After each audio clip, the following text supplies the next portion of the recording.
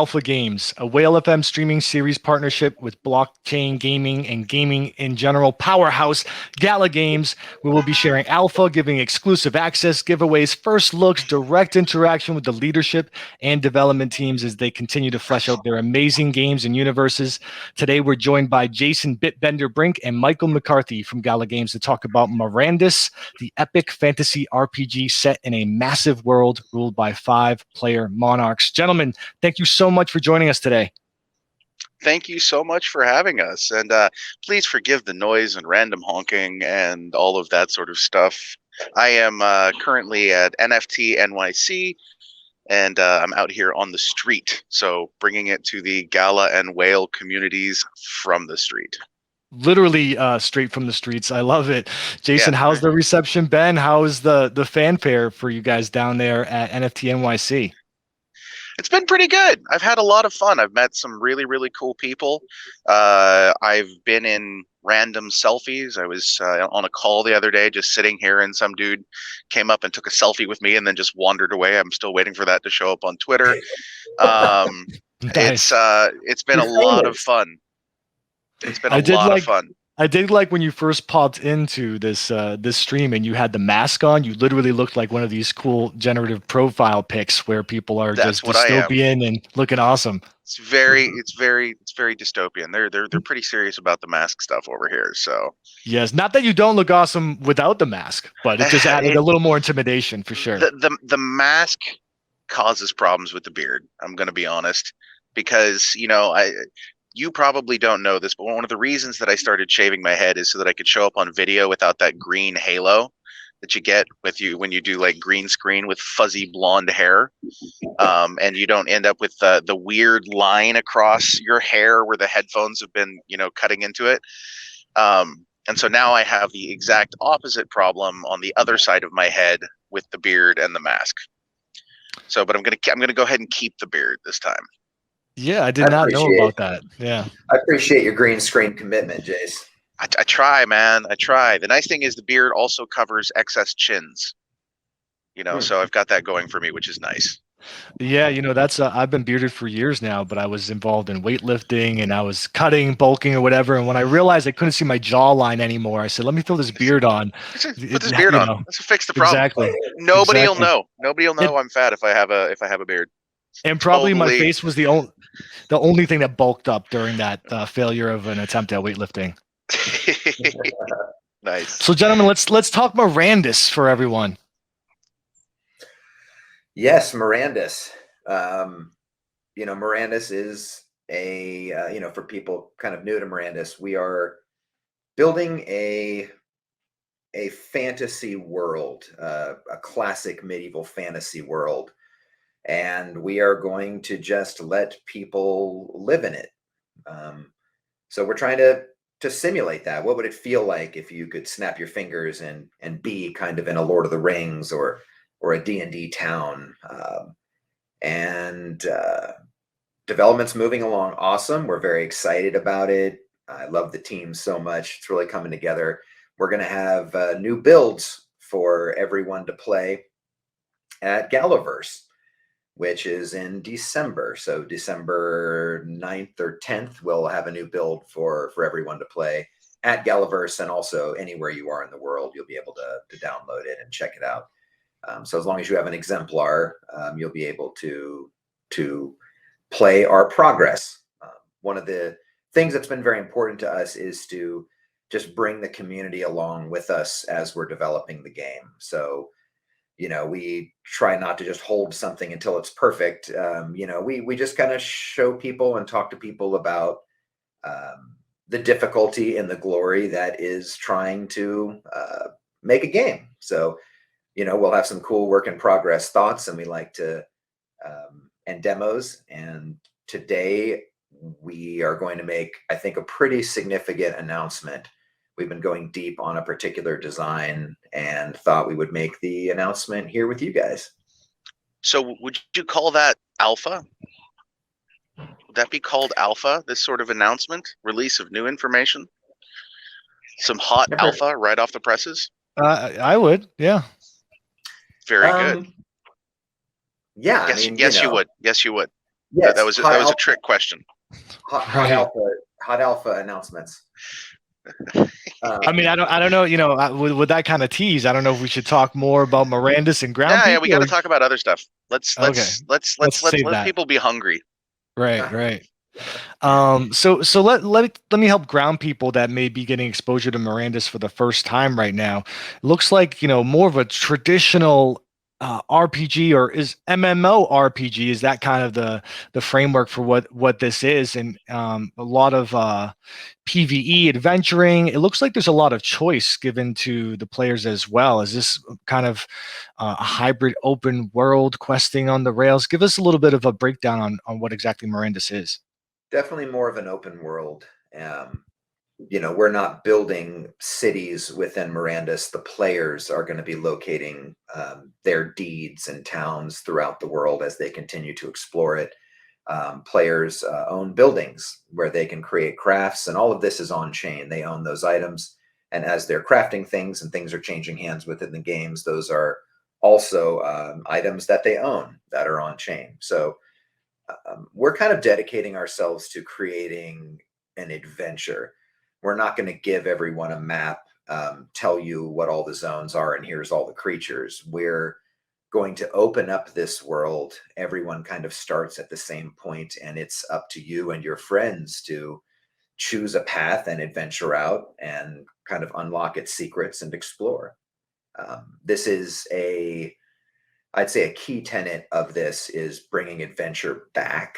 And that's kind of one of our pillars, I think, design or product pillars, which is kind of born of this feeling I get when I play other MMOs. And I think everyone's getting the same feeling these days, where it's kind of an obvious grind.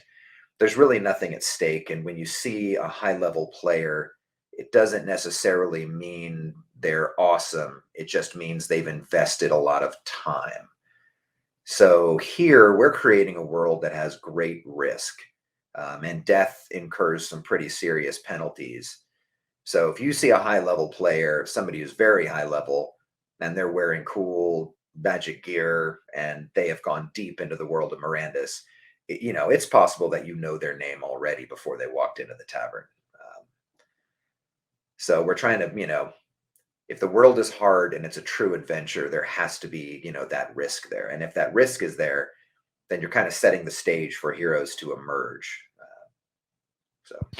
Yeah, and I would agree with that, especially as someone that cut their teeth on some old school MMOs that were very sandboxy, like Ultima Online and DAOC, and where there was consequence to what happened. I think that sure, the player experience being very handheld with questing was great to onboard new people and get them exposure and kind of bridge them if they weren't familiar. But having come from that lack of excitement, that lack of real investment into what I'm seeing and what's happening in the world, kind of made it a lot more passive for me. Whereas, like you're talking about, something where you would know the people coming in because of their contributions to that world, it just makes the immersion and everything you do in that play style so much more rewarding. Well, that's what we're trying to do, my man. We're not thinking of it like a game. I even kind of encourage the development team, like, let's just stop using the word game. This really is a universe. This really is a metaverse. We're really trying to just teleport you to this place, and have you be there, adventure and thrive and create stories with your friends, and maybe see things that no other players were able to do, or were able to see. So it's pretty cool, man. It's just a dream come true to be able to develop and to be able to kind of bring the community along with us and share stuff and works in progress is always, it's just such a joy. It's such a joy. So we're having a great time making it. So obviously there's going to be some cool, NFT integration and ways that you use blockchain on the back end that are, probably seamless to a lot of people, right? They can get involved and really be here just because they want to play the game, and then be able to reap the benefits of what that entails and what that technology allows. What are some unique things that you can do with Mirandus because of that? Whereas if you had a traditional MMORPG, you may not be able to. I think the real difference is, do you own something on a database somewhere, or do you truly own that thing? Um, if in this game you were to forge a magic sword, you can hold that in your hand and you can adventure with it. You could give it to a friend.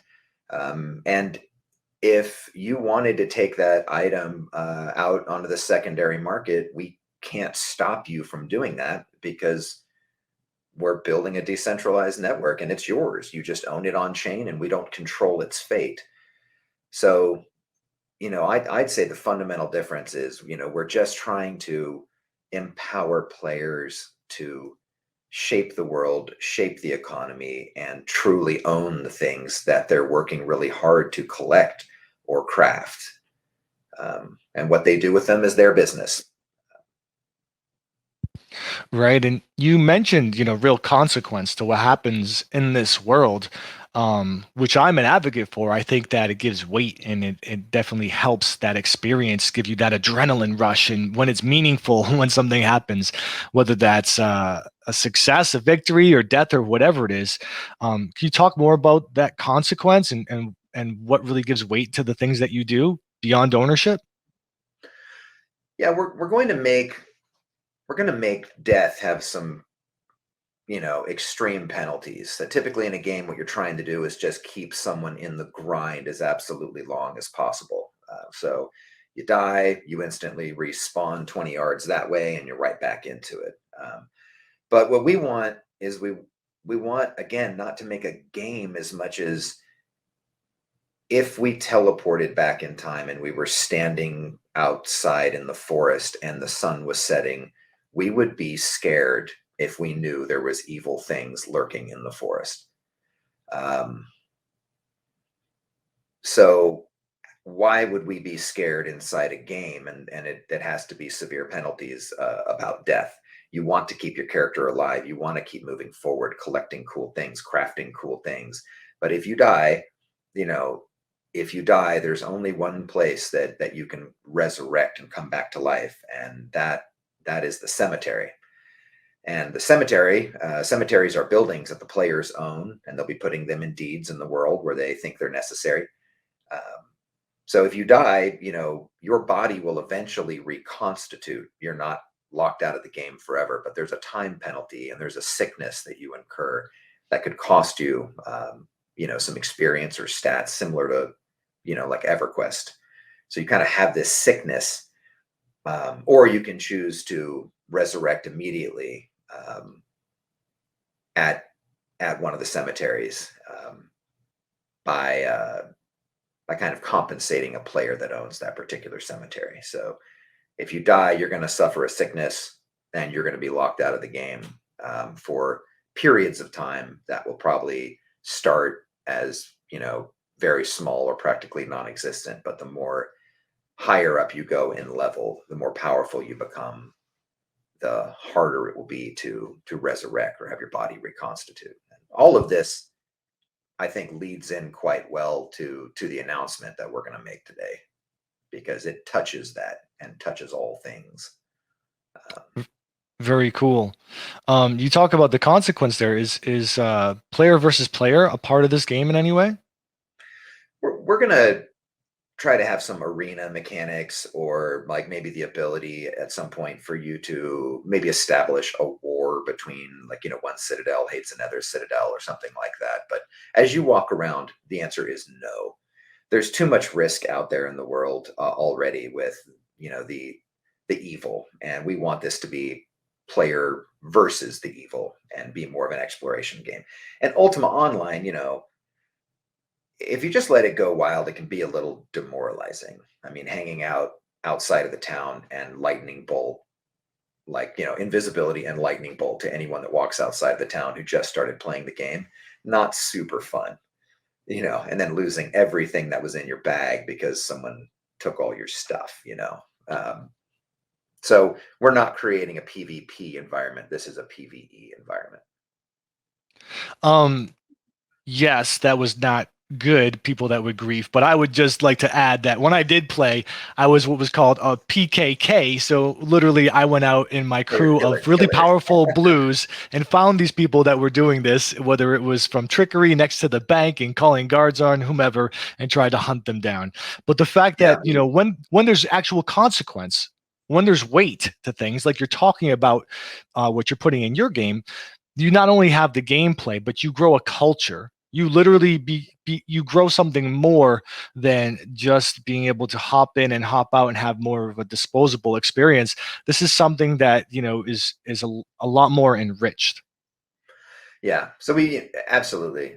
So we want, and I think it's a lot of fun, right? You want to pit your skills and abilities against somebody else. So we do need to have a combat component so the players can kind of go at it together. But generally, as you walk around the world, you're safe from other players, but certainly not safe from the beasts and creatures. Yeah. Well, just know if you do open it up at some point, I'll be in there trying to white knight and help everyone that I can, because that's in my nature. So very cool. While I have this question fresh in my mind, there was a question in the community. What was the inspiration for the art style? It seems like a unique amalgamation of some different things. Yeah, I have a lot to say about this, and Tony Trujillo is our art director, and he's just freaking fantastic. So there's a lot of compelling reasons to have an art style like this. One, we just think it's beautiful and sophisticated. If you reduce things and reduce forms and focus on composition and lighting and color, we actually think it's kind of more beautiful and expressive than trying to recreate a photorealistic environment that often suffers from the uncanny valley. It's like it's so real, but it's not quite real. So we like it, and we think it's just kind of beautiful to observe if you do it right. And it's hard. You see these simple shapes.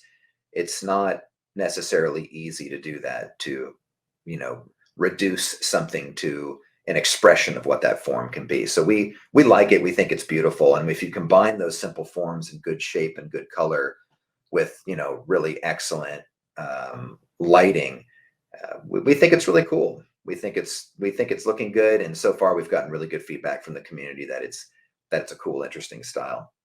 And the second reason to do something like this is content. Everything you're doing when you're in game development is all about how much money and time it's going to take. How big does the team need to be? And that really translates into how much content all players can see, or how much content a very small fraction of players can see.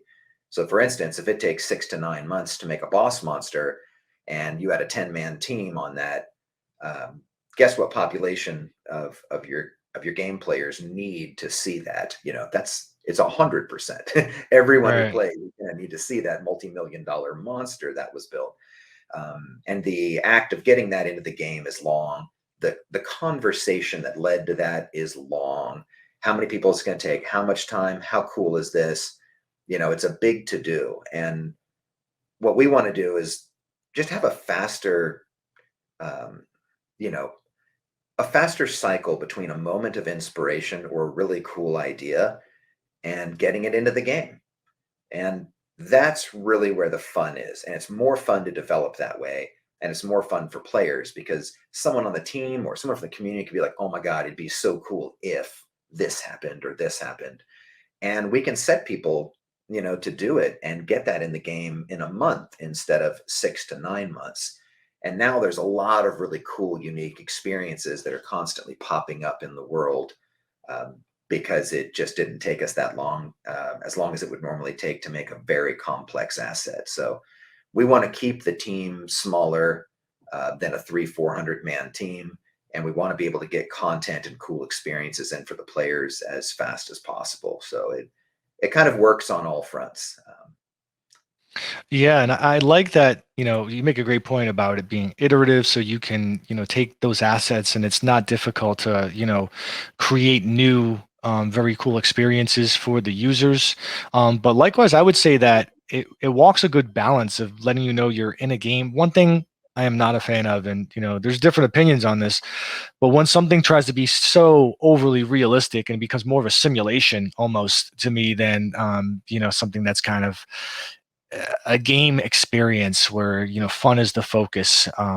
And so I like that you have, kind of bridge that, because there's certainly mood and atmosphere as well. That was one of the first comments I saw in the chat is this looks so cool, the atmosphere, the mood of it as a juxtaposition of what you're talking about for gameplay. Yeah, I think it's, when you're in a world and, you're trying to look around and observe it and understand it, good shape and color helps you understand the world. What can I touch? Where can I walk? And so I think sometimes having reducted forms, you know, helps explain the world in its visual language in a better way. So yeah, I agree, man. Kind of like if you're in a world of a Nintendo world, you kind of instantly can look around and know what you can see and touch and do. But when everything is so overdone and photorealistic, it becomes more challenging. More challenging to explain that I can harvest that berry over there in that bush. You'll see Yeah. a lot of complex outlines and bright colors and stuff to try to say this is touchable over here because you wouldn't know just by looking. So I really like this style, and it seems like the community does too. And I think we're all excited about it on the team. So it'll evolve and change and get better over time, as it always does. But we like the current direction. We think everybody does too. So we're going for it. Yeah, and then, I know it's unique to everyone's preferences, but, personally, uh, take a property like Madden and how that's evolved and what that is now. I would play NFL Blitz or NBA Jam or something of that nature all day prior to doing something like that. So, um, just just the notion of you're hopping in to have this experience, and it's despite having penalties and having real weight, and obviously there's NFT value associated with whatever, fun is the focus. And I love that you kept that message and that essential part of this game as well. Cool. A couple questions that are flying in here. Like there will be guilds for sure. You'll be able to band together with players. That'll be probably necessary when you're getting into the more dangerous parts of the world, I'd say. There's a question about beating up somebody and taking their loot. No. That's Right, we kind of, touched on that. we Right. need to have those PvP, kind of an area of the game so players can pit their metal against each other. But as you're walking around the world, just beating someone up and taking their stuff is, it doesn't serve the gameplay, I don't think, very well. And furthermore, I don't even know how we would take your stuff anyway, because these are things that you own and they're in your wallet, and taking somebody's stuff would likely constitute a wallet to wallet transaction, which would require your permission. So we've thought about like maybe there's a way to do like a smart contract or something. And we love the idea of an arena. Maybe players can walk into the arena and, they have to enter into, a contract of some kind saying that, maybe your corpse is lootable if you die, but people could come in and buy tickets to the arena and watch players actually go at it. Kind of Right. cool. I mean, and we're dealing with valuable NFTs and crafted assets. Maybe there's a wager to be had or something, right? But that's something that's the beauty of an MMO. Like the people can create that culture and create that component themselves, right? So give them the environment, give them the toolbox, and then see what they build. Yeah, we're, another saying we like to kick around is that, anytime we find ourselves, we need to make rules for this, and we need a rule for this, and we need a, it's the repealing of rules that makes the game more interesting, not the addition of them. So, we catch ourselves all the time, like we really need to lock down this. Like, why? Let's just go deep on freeing it completely. What could happen? What's the worst that could happen? And so we try to repeal the rules, just set the stage, and let the players kind of create their own stories. We aspire to do that. We're working hard to do that. These questions are coming fast and furious, so I'm going to try to get some of them in the midst of my questions for you. Someone had asked, we touched on guilds. Is there going to be an opportunity to have a home base for guilds where you can put NFTs or proud accomplishments and decorate it similar to having a castle or a tower or whatnot? Yeah, all deed owners get a home. So every deed comes with a home, and building owners, they'll be putting those buildings on plots within a deed. So players go out into the world, they find a place that they want to place their deed, which is kind of a stamp for a town of different sizes. And then building owners come along and, on that deed, there'll be lots of plots that they can put their buildings on and, kind of rent those plots from the deed owner. So any building technically could be a bit of a home base for you and your guild. I mean, I think it'd be a lot of fun to have a grand tavern, like one of the biggest taverns, and kind of dedicate it to your particular guild. You as a deed owner and as a building owner, we'll be able to assign kind of read and write privileges to friends.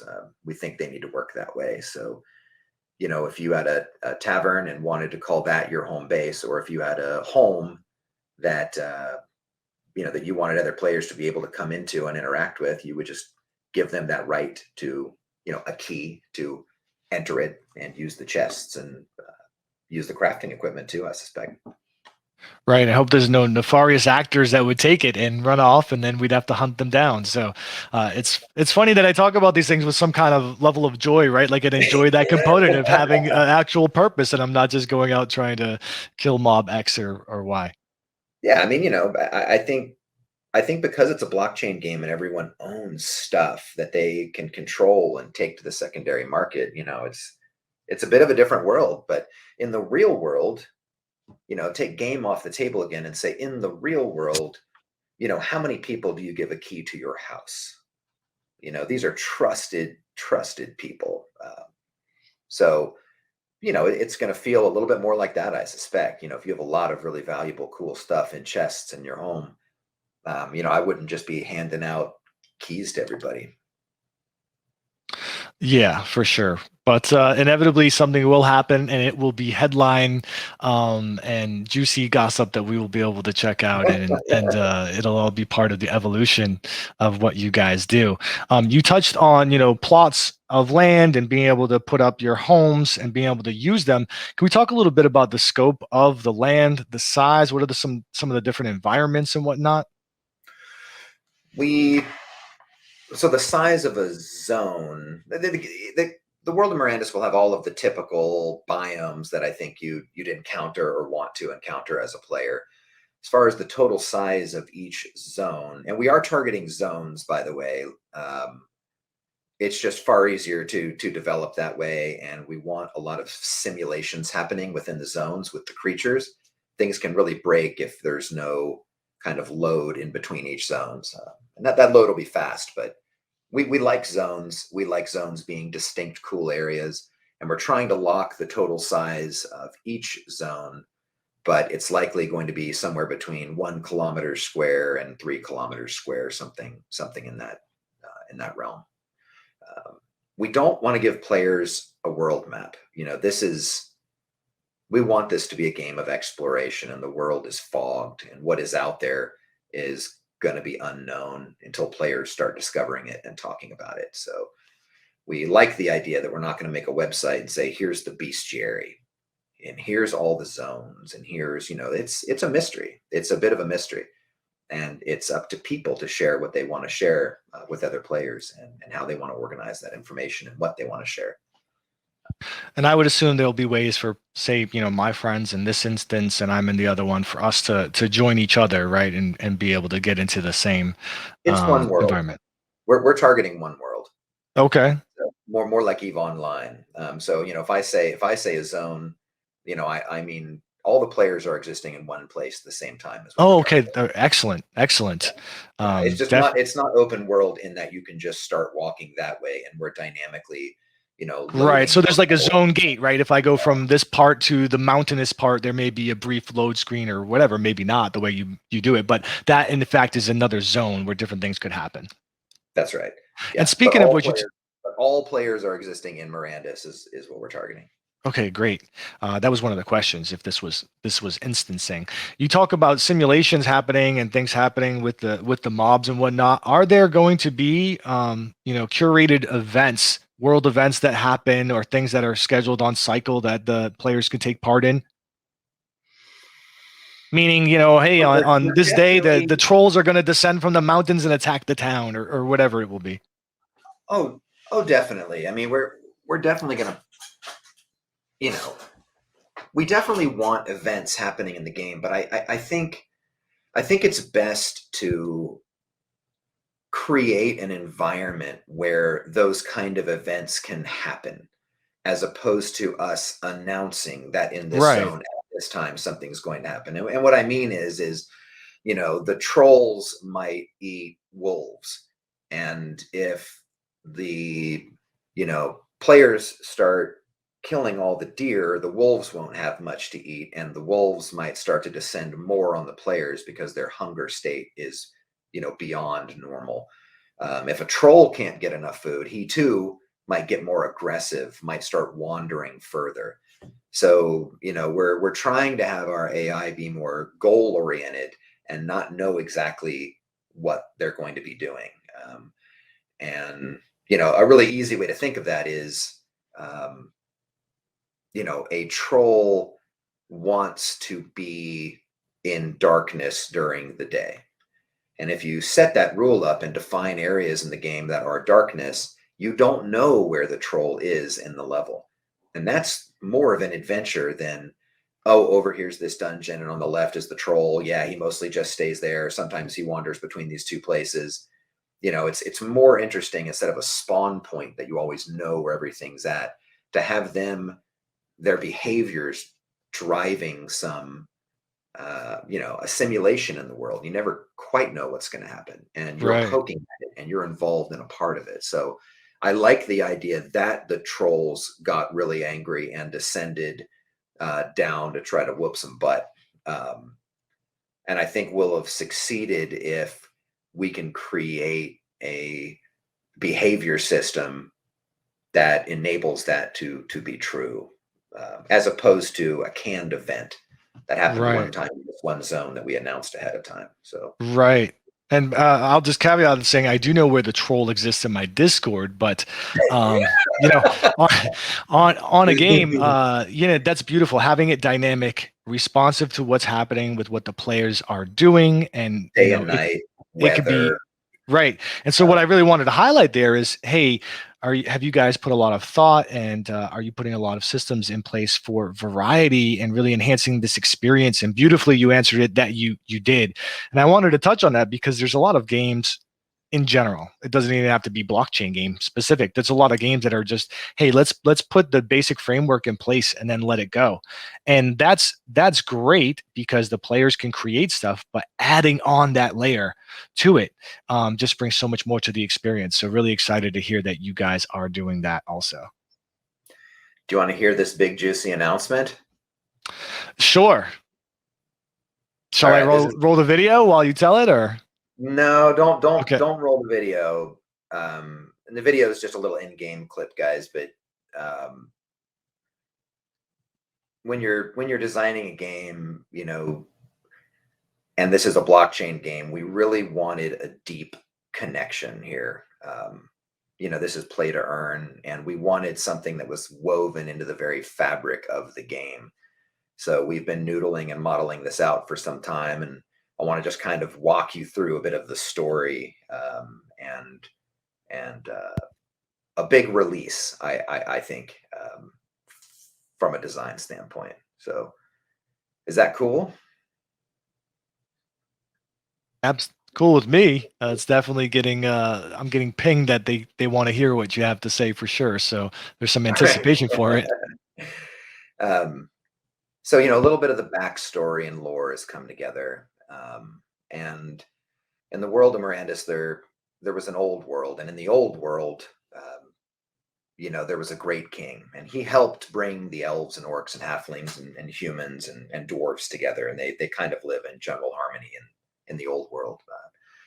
While each race exhibits exceptional abilities, like the exemplars have shown, true magic hasn't really been found until the great king was visited by a dark stranger, and the king was shown true magic in the form of what we're calling Materium. And with Materium, anything is possible. And Materium can only be found in one place in the world, and it's the faraway land of Mirandus, if you will. And so the king kind of undertook a great journey and understood what Materium could mean to the world, and he gathered his armada and set sail to the land of Mirandus.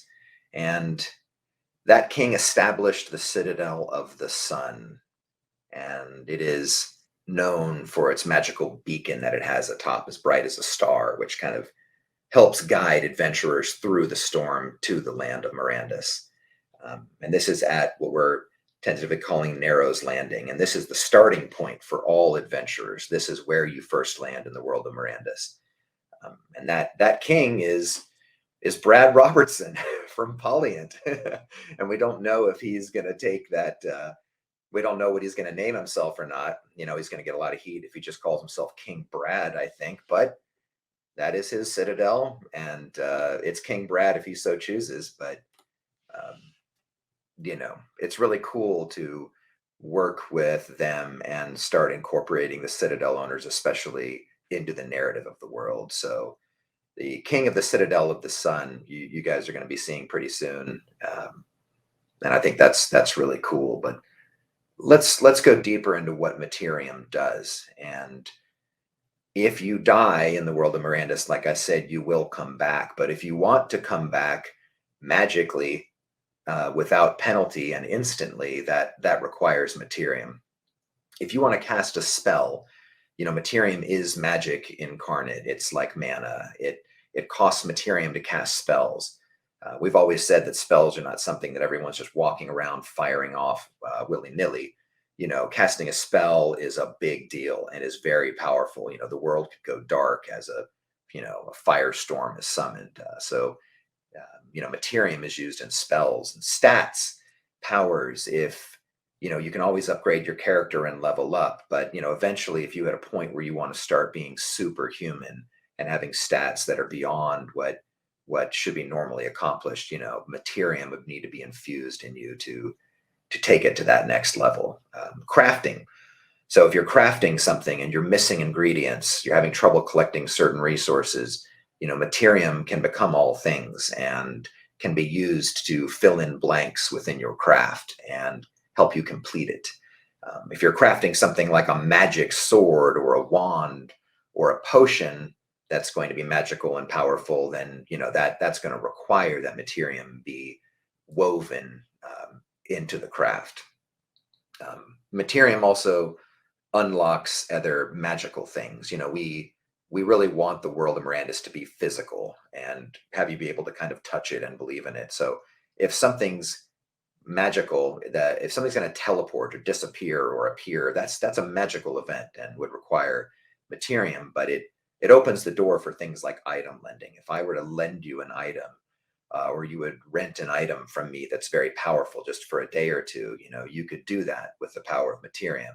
And that's kind of a nice fictional route for how it can disappear out of somebody's hand after 24 or 48 hours and teleport back to the owner. If you have a vault and you want something to be sent to a player far away in the realm or sent to another vault within the realm, again, Materium could be employed. So basically, if there's an act of magic in the world, you know, Materium is in use.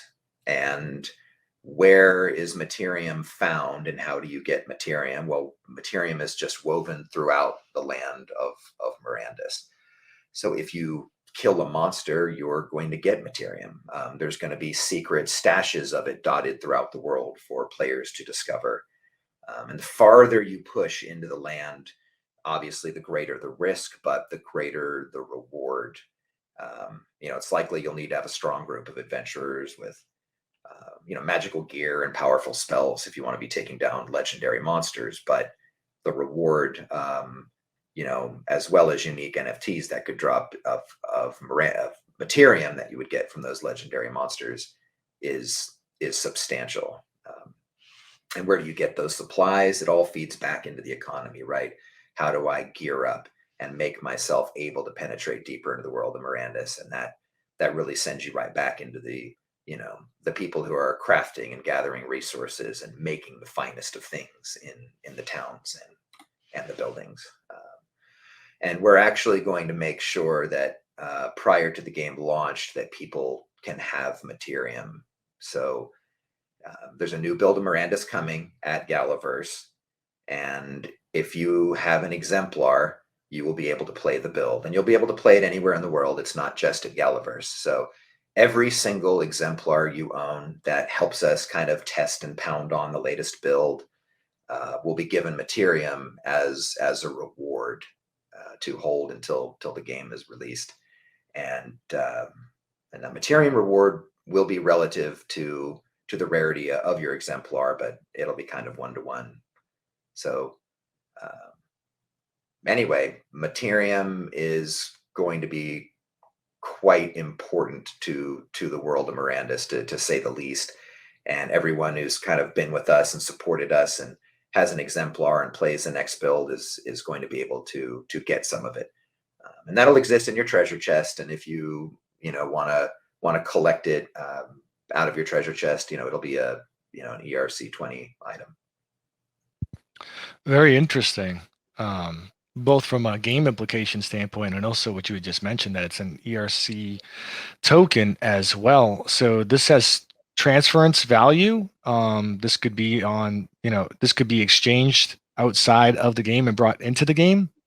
It's just like everything else we have on our network, right? Which is where we do our best to not have anything inside our games that people can't touch and own and control the fate of. So Materium is our mana and our essence of magic within the game. And just like other things that they craft or that they play through and game items that they acquire by playing, they should be able to control the fate of it and do what they want with it. So will it be hosted on an exchange? I don't know. We don't try to track that down or promote that necessarily, but it's an item that you guys would own, and whatever its fate lies outside the Gala network is whatever you guys do.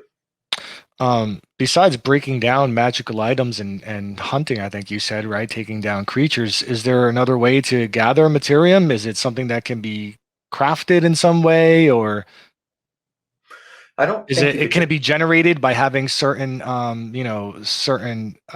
land types or buildings?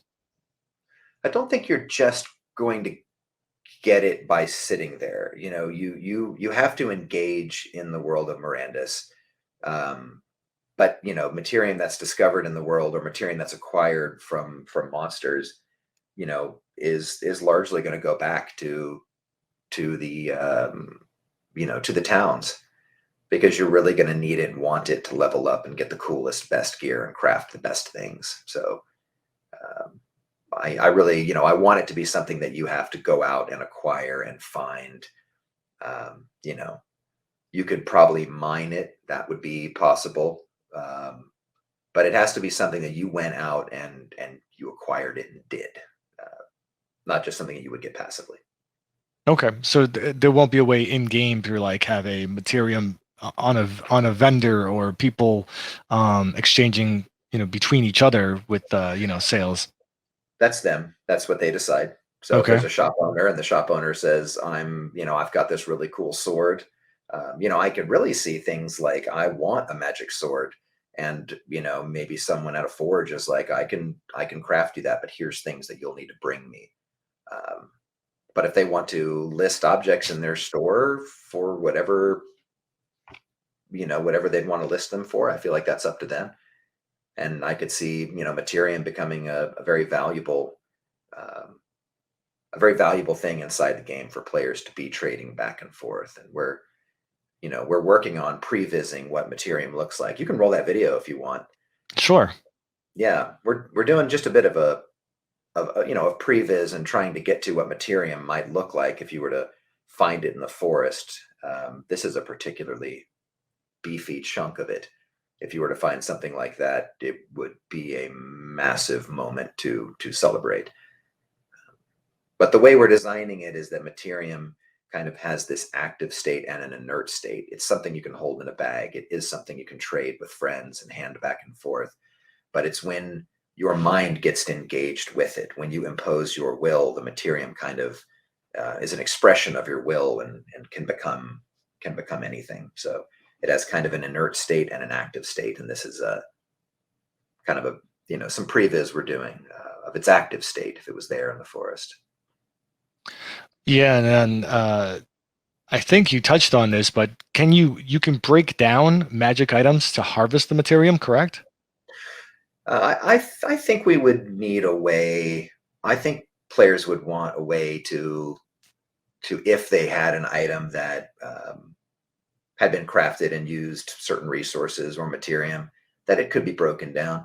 I don't know if we'd want it to be one-to-one. Meaning, like, if you put 10 things in, would you get 10 things out? It'd be like kind of salvaging or recycling. There'd always be some loss there. But I think it makes sense. And this is always our North Star when we're designing things, is does it make sense? Right. So, I think it does make sense that you should be able to melt something down and retrieve stuff from it. Very cool. And just more reason for people to go out and hunt and adventure and try to get these various assets that not only could be valuable in game for your experience and what you do, make your character more powerful. You could bring it to the economy. You could harvest the Materium or use it for those types of purposes. So I love the multifaceted approach to what you can experience. I love that a player, or somebody just, popped up with the comment like, "Man, I'm going to need a big bag. I'm going to need a big bag to hold that, Right. Materium out there." It's cool because Materium can exist in many forms. So Materium can just be infused into you. You can carry it around. There's probably not going to be a limit to the Materium you can have. But Materium and having magic in the game opens up doors to things that would not be able to be achieved normally. And that's what the world of Mirandus is all about. And that's what Materium provides. As a player, could you have a Materium woven bag that can hold far more, has slightly less of a weight penalty? Materium kind of opens the door for those magical things. So anything in the world that is magic and not of a normal physical reality, requires magic and therefore requires Materium. So everyone who has an exemplar, for every exemplar you have, we're going to give you some Materium if you help us test the latest build that we'll release at Galaverse. Exciting stuff, man. The time's flown by. It's nearly 3 o'clock, and we still have a bunch of questions. I know you have to get going, Michael, but if you don't mind, I'd just love to run a few questions by you that we got from the community. You got it. One of them was, and I'm sure this is the one that you knew was coming, what's the projected timeline right now for alpha and beta? I want, the team is targeting having, zones that people can be running around in, launch zones, if you will, ready by the end of next year. Normally an MMO, takes 6 to 7 years to develop. So because of our kind of reductive art style and how good the team is and the tools that we're going to be developing, we think we can get you guys playable far, far sooner. And there's actually some secret plans in the works to enable you to potentially use your content prior to the massive 3D world being released. There's also sensitivities in a game where there's so much is on the chain. Normally you can release a game with pretty loose tuning and then just kind of flippity flop your tuning around until you get it right. But I think we're going to need to get people in there and playing and make sure that it's fairly tight before we flip the switch and have everything being computed on the Gala chain. So you'll see the progress. You'll see the progress at Galaverse, and I think it's pretty cool and pretty substantial. Speaking of Galaverse, that was another question from someone, and I know we're reaching some people that may not be familiar with all of your games. So could you just touch on Galaverse? I know it's happening the second week of December. What exactly happens there, and why it's such a hot item? So, I can't say too much about it, meaning that I need to let that communication be controlled by other people. But what I can say is that Eric and I don't like conferences. They're kind of soul sucking. You feel like you've dropped a pint of plasma after you've walked around the floor for 30 minutes. So we're trying to make Galaverse different. We're trying to make it special and way more fun, and an experience that hopefully everyone walks away from saying, "Man, that was awesome," as opposed to, "Man, that was exhausting." So we're trying to make it really cool, and I think one of the most special parts is the ability to spend time one-on-one with the people that are making all these great games for our network. So we have some cool announcements coming. We've got a lot of fun events that are going to be happening there, and you'll get to spend some kind of personal time with all of the great minds that are making the Gala platform and making some of our games. So we're hoping it's more personal and way more fun. I think it's going to be really, really cool. It's going to be really cool. I would think there's some unique reveals and unique experiences that will be had there. So if people do have the opportunity, it will definitely be a very cool event to attend. A couple other questions. Well, we got you really quick. Can I touch on? Can I Go answer ahead. one that I saw fly by? Sure. It's really important to me to kind of talk about this. Someone was asking, will Mirandus have mini games? And the answer is absolutely yes. And I say that because one of the things that I feel like we've heard from the community is they don't just want a place where they can run around and stab things to death. They also want a place that they can just be and hang out with their friends. We're targeting not having a bunch of text flying by in a text window, but you talk to people when you're in there, and you can just hang out. If you go into a tavern, that tavern can have games on the table, and you can sit around a table and play with other people. So we're really hoping that this is not just a walk around and stab place. What we're building is a medieval world that you guys can enjoy and craft in and share in things together. So we're hoping town life is really fun and exciting too, and it's not just a hack and slash. So that's one of the things that's important.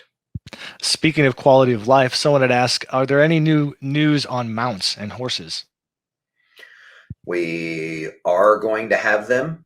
I have announced before, and I think horses are so cool and everyone loves them. And, one of the things that we really, I think, need to go deep on is the ability to have kind of a fun breeding game.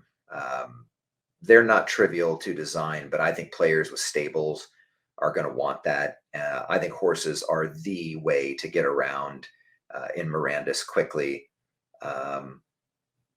And we want to hold pretty tight to horses for a long time, meaning, eventually games kind of spin out of control and you start riding a ghost rhino, half lion, half shark, alligator, half man. We don't want to get weird like that. I think horses are going to be the way that you get around Mirandus for the foreseeable future if you want to get around quickly. And I also like the aspect of them maybe having saddlebags that you can upgrade as well, so you get additional kind of storage when you're out there adventuring. But there's a lot to design to get that in the game and get it working right. If you have a horse, that would be something that you would own, and it probably needs to have some sort of home. We can't kill it, I don't think, because we can't destroy something that you own on chain. So there's a lot to design there, especially with how blockchain works. So we're very committed to horses and want to make them super cool. And again, that's what I mean about kind of town life. Like it's about activities and things that you can do and have fun doing, and we want to fill the world with those. So not just out there in the world of goblin murder, but also in the towns. There should be a lot of fun stuff to do. We want to make farming and crafting fun and cool, make animals cool, and try to breathe life throughout the entirety of the world. Yeah, and that being, someone asked, will combat be in scope for mounts? And then someone else asked, what about dragons? Well, So combat on a mount is freaking awesome, and just it's difficult to do. So, again, our North Star is, if you were living in this world, what would you expect to be able to do? And I think if you were a great warrior, you had a super cool armored up warhorse, your expectation would be able to crack skull from your saddle. So, if we can get it to work, then we'll do it. If we can make it make sense and get it to work, then we would enable players to do that. As far as dragons go, would there be a dragon in the world of Mirandus? Are they out there? I can say if there was some sort of monstrous epic level dragon out there, I wouldn't tell you. One dragon that we know exists is a little green dragon familiar. And the way that's set up is, I think if you get all of the Townstar Mirandus skins, if you collect them all, then we'll give you a little tiny dragon familiar that kind of hangs out with you. And we like familiars a lot, and like the idea of familiars, and want them to have a function or a purpose, not just be cosmetic. So, if we start getting a lot of familiars in the game, part of that design is going to be, what is their function and how can they help? So, a little green dragon, even if he stood a chance every now and then of just spewing out a little fireball or something, we think that'd be hilarious and kind of fun. So the dragon is the only familiar that exists right now in Mirandus, and you have to buy the Townstar Mirandus skin packs. If you get all of those, then you get the dragon. Very cool. Someone asked a good question. Are there unique or rare crafting items to be found in the world? For example, if they were in a cave and found a cool mushroom, they make a special bread. Yeah, you bet. I mean, I want there to be extremely rare recipes in the game, and items and things that you would find or harvest out in the world. We really need to do that. And what's cool about blockchain is that, and we were talking about the differences between a regular game versus a blockchain one, is we could have something out there in the world and say, this is scarce. And it's scarce because you can look at it and see how many are in existence, or the rules by which another one could be created. So I love that we can guarantee scarcity of items, and it's provable. And that means a lot to me. Because, if you get something in a game, a regular game, and it exists on the DB somewhere, and you don't trust it, is it really rare? How rare is it? Are there one of them, two of them? Is it 1,000 of them? How many are out there? You don't really know you have something special. So I love, and the whole team just loves the idea that this is more genuine. This is more of a promise that we can make to the community, that here's this thing and here's how many of them exist. Here's how special it is. So we think that's pretty cool. Yeah, even in retrospect, thinking back to games where I thought I had some amazing, unique, item. Really, how many were in Cirque? I have no idea. Right? Well, I got to run, my man. Oh, okay, Michael. We had a ton more questions, so I love the interest and the engagement. Another day. We will. I will definitely shelve these and catch you guys when we next have an opportunity. Thank you so much for sharing with us and the big reveal on Materium. You are very welcome, my man, and I hope that's really cool and sparks some good discussions. And we'll have AMAs in the future. And this was more of an announcement, guys, but we'll have AMAs in the future and give everyone a chance to kind of dig in and ask more questions. Sounds good. Check on Jason. Make sure he's okay there in New York. Take care. Said his battery went dead or something. Right. Take care.